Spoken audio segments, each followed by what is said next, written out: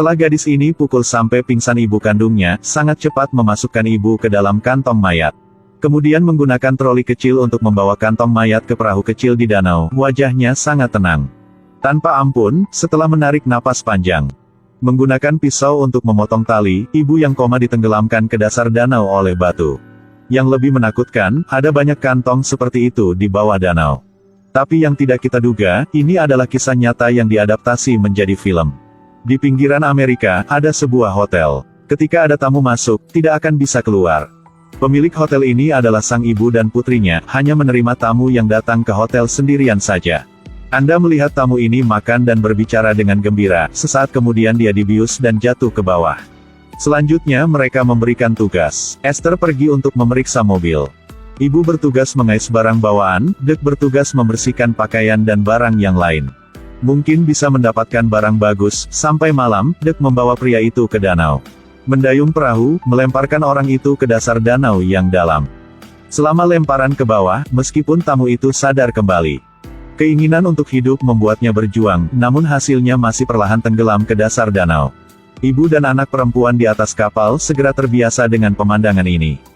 Tetap tenang seolah tidak terjadi apa-apa. Hari ini Esther berkata kepada ibunya, dia ingin berhenti. Dia tidak ingin melakukan hal-hal seperti ini lagi.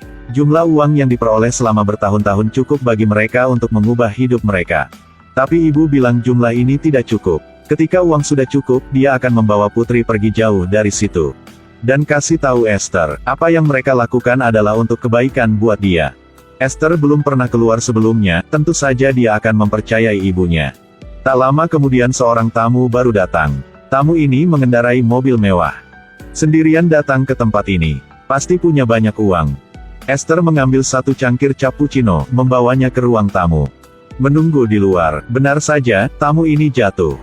Dia ingin masuk ke kamar untuk mengambil barang berharga, tetapi sesuatu yang tidak terduga terjadi. Melihat ibu dan anak yang polos ini, adalah pemilik hotel yang berspesialisasi dalam pembunuhan. Esther, setelah tamu pingsan menginginkan ambil uang dan barang-barang. Tanpa diduga, ada mobil datang dengan sangat cepat. Kemudian satu orang keluar dengan panik dan mengatakan temannya tertembak. Membutuhkan perawatan segera tetapi tamu lain masih di kamar.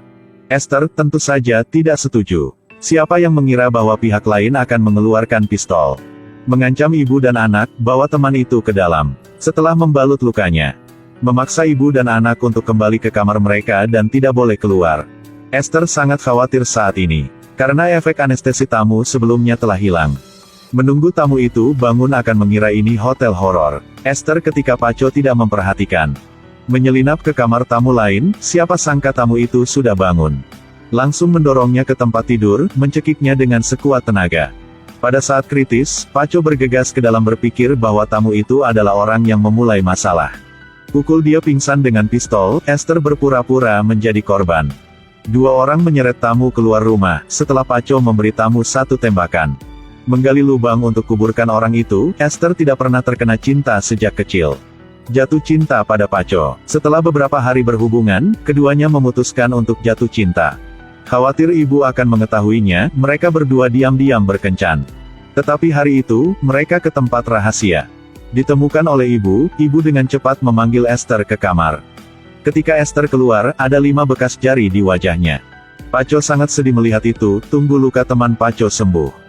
Akan bawa Esther ikut, tetapi mereka tidak tahu bahwa trik punya sang ibu sangat kejam, dia kasih tahu ke Esther jika ingin membunuh teman dan Paco.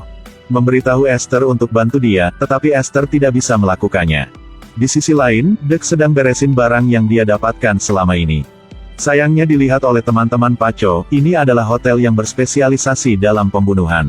Dek mengagumi hasil curian di luar ketika teman Paco melihatnya.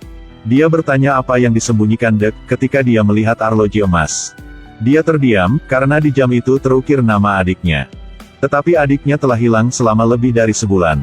Dek tidak bisa omong apa-apa. Pria ini mulai marah, dia mengambil tongkat dan memukul Dek. Dia berlari kembali dan bertanya kepada Ibu Esther, apakah ibu dan anak ini membuka hotel hitam di sini? Kedua belah pihak bertengkar, ibu mengambil kunci dari meja. Langsung menusuk pahanya yang terluka, saat ini Dek juga bergegas membantu. Saat dia dan Dek berkelahi, sang ibu menurunkan salib dari dinding. Dengan kejam menikamnya di belakang leher, membunuh pria itu, Esther dan Paco berlari cepat ke dalam. Paco baru buka pintu, sang ibu sudah tembak sekali ke jantung dia. Melihat Paco jatuh ke lantai, hati Esther patah. Cinta pertamanya dibunuh oleh ibunya. Ibu berkata orang-orang ini adalah orang jahat, mereka semua pantas mati.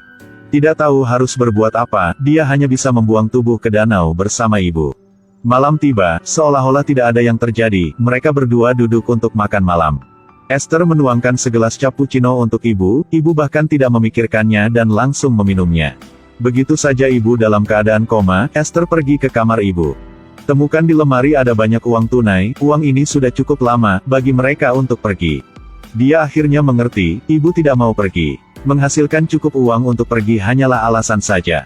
1 detik kemudian, Esther memutuskan untuk memasukkan ibunya ke dalam kantong mayat. Dan kemudian membawa tubuh ke danau sendirian dan melemparkannya ke dalam danau. Esther mengubur ibunya dengan orang-orang yang mereka bunuh.